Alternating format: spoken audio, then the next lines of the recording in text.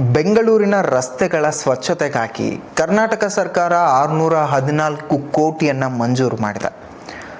ಆದರೆ ಇಲ್ಲಿ ಅರ್ಥ ಆಗದಿರುವಂತಹ ವಿಚಾರ ಏನಂದರೆ, ಬೆಂಗಳೂರಲ್ಲಿ ರಸ್ತೆಗಳು ಎಲ್ಲಿ ಸರಿಯಾಗಿದೆ ಆ್ಯಂಡ್ ಸರಿಯಾಗಿಲ್ದಿರುವಂತಹ ರಸ್ತೆಗಳನ್ನು ಸ್ವಚ್ಛವಾಗಿ ಇಟ್ಕೊಳ್ಬೇಕು ಅನ್ನೋಂತಹ ಕಾನ್ಸೆಪ್ಟ್ ನಿಮ್ಗೆ ಕೊಟ್ಟವ್ರು ಯಾರು? ಕೇವಲ ಸರಿ ಇಲ್ಲದಿರುವಂತಹ ಬೆಂಗಳೂರಿನ ರಸ್ತೆಗಳನ್ನು ಸ್ವಚ್ಛವಾಗಿ ಇಟ್ಕೊಳ್ಳೋದಕ್ಕೋಸ್ಕರ 614 ಕೋಟಿಯನ್ನು ಏನಕ್ಕೋಸ್ಕರ ವ್ಯಯ ಮಾಡ್ತಿದ್ದೀರಾ?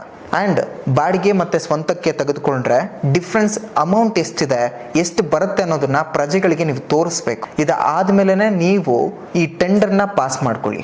ಅಲ್ಲ, ಕೇವಲ ಬೆಂಗಳೂರಿನ ರಸ್ತೆಗಳ, ಅದು ಕೂಡ ಸರಿ ಇಲ್ಲದೆ ಇರೋ ರಸ್ತೆಗಳನ್ನು ಸ್ವಚ್ಛವಾಗಿ ಇಟ್ಕೊಳ್ಳೋದಕ್ಕೋಸ್ಕರ 614 ಕೋಟಿಯನ್ನು ವೆಚ್ಚ ಮಾಡ್ತಿರುವಂತಹ ನೀವು ಕರ್ನಾಟಕದಲ್ಲಿ ಇತರ ಪ್ರದೇಶಗಳು, ಇತರ ಜಿಲ್ಲೆಗಳಿವೆ ಅನ್ನೋದನ್ನ ಮರ್ತೋಗ್ತಾ ಇದ್ದೀರಾ. ಎಲ್ಲ ಕೂಡ ಕರ್ನಾಟಕದ ಆಡಳಿತ ವ್ಯಾಪ್ತಿಗೆ ಬರುತ್ತೆ ಅನ್ನೋದನ್ನ ಮರ್ತೋಗಿದ್ದೀರಾ. ಬೇರೆ ಪ್ರದೇಶಗಳಲ್ಲಿ ಅಭಿವೃದ್ಧಿಯನ್ನು ಯಾರು ಮಾಡ್ತಾರೆ? ಮೂಲ ಸೌಕರ್ಯವನ್ನು ಅಭಿವೃದ್ಧಿ ಪಡಿಸೋದು ಯಾರು ಮಾಡ್ತಾರೆ? ಎಷ್ಟೋ ಕಡೆ ರಸ್ತೆಗಳಿಲ್ಲ, ಎಷ್ಟೋ ಕಡೆ ಆಸ್ಪತ್ರೆಗಳಿಲ್ಲ, ಎಷ್ಟೋ ಕಡೆ ಶಾಲೆಗಳು ಬೀಳುವಂತಹ ಸ್ಥಿತಿಯಲ್ಲಿದೆ. ಇದ್ರ ಬಗ್ಗೆ ಯಾವಾಗ ತಲೆ ಕೆಡಿಸ್ಕೊಳ್ತೀರಾ? ಇದನ್ನು ಯಾವಾಗ ಸರಿ ಮಾಡಿಸ್ತೀರಾ? ಕರ್ನಾಟಕ ಸರ್ಕಾರ ಇರೋದು ಕೇವಲ ಬೆಂಗಳೂರು ನಗರಕ್ಕೆ ಮಾತ್ರನಾ?